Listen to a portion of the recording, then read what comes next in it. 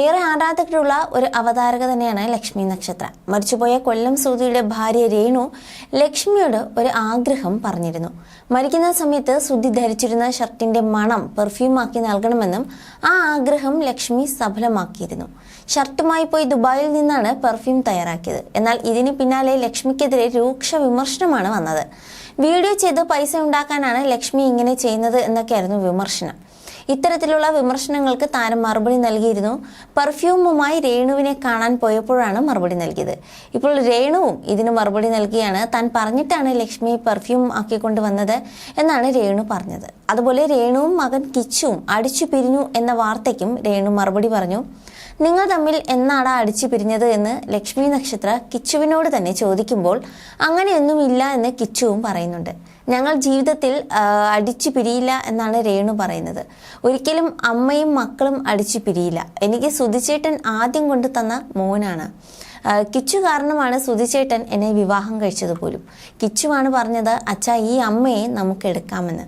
അന്ന് അമ്മയെന്ന് വിളിച്ചതാണ്. ഇന്ന് 19 വയസ്സ്, അന്ന് 11 വയസ്സ്.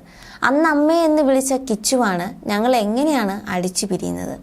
അവൻ പഠന കാര്യങ്ങളൊക്കെ കഴിഞ്ഞ് അച്ഛൻ്റെ വീട്ടിൽ നിൽക്കുകയാണ്. അവൻ കുഞ്ഞിലേ നിന്ന വീടും നാടാണ്. എന്നും അവൻ വിളിക്കുമെന്നാണ് രേണു പറയുന്നത്. ഞങ്ങൾ ഒരിക്കലും അടിച്ചു പിരിയില്ല. സുധിച്ചേട്ടൻ എനിക്കൊരു വാക്ക് തന്നിട്ടുണ്ട്. അത് കിച്ചുവിനും അറിയാം. സുധിച്ചേട്ടൻ ഉള്ളപ്പോഴും ഞങ്ങളുടെ ബന്ധം നിലനിന്നു. ഏട്ടൻ പോയി കഴിഞ്ഞപ്പോഴും അമ്മ മോൻ റിലേഷൻ കൂടിയിട്ടേ ഉള്ളൂ. ഞാനും വിട്ടിട്ട് പോകത്തില്ല, അവനും വിട്ടിട്ട് പോകത്തില്ല.